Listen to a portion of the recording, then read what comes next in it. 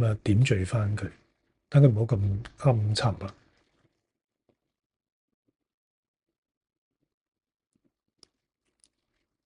好，到最尾咧，我哋攞個 compost screen 啦，去到做翻嗰個湖上邊嘅一啲類似一啲荷花嗰啲瓶啦，咁一啲浮咗喺湖面上面嗰啲植物，咁我哋攞個比較覆蓋性強嘅顏色啦。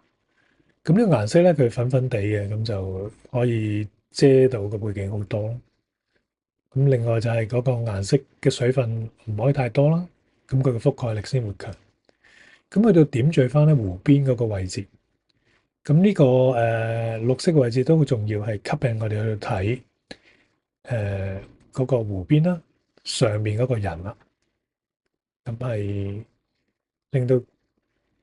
我哋睇緊時候咧，就會有個次序會出現咗咯，同埋中間嘅位置咧嘅人啊，同埋湖邊嘅位置就成為咗成張畫嘅核心啦。啲人一睇咧就會睇呢個位置先，然後先至再睇其他，譬如樹木啊或者樹葉啊、遠景嘅一啲渲染嘅變化。咁某程度我哋之前畫嘅一啲譬如渲染啊、底色啊、樹幹啊、樹葉啊，其實都係去到營造翻中間呢個位咧，去到俾人哋去到觀賞。咁其實都係一個對比嘅關係，就係外邊咧係比較簡單嘅渲染，裏邊咧係比較複雜啲嘅或者仔細少少嘅一啲結構同埋鮮豔啲嘅色彩，濃淡度啦都會有一個營造焦點嘅效果。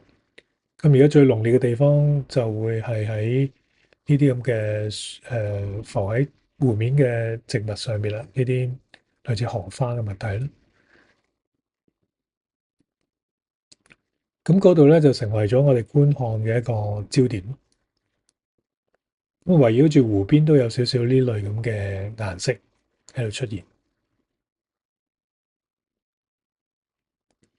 咁又唔可以加太多，因為如果個焦點太多咧，其實就等於冇焦點。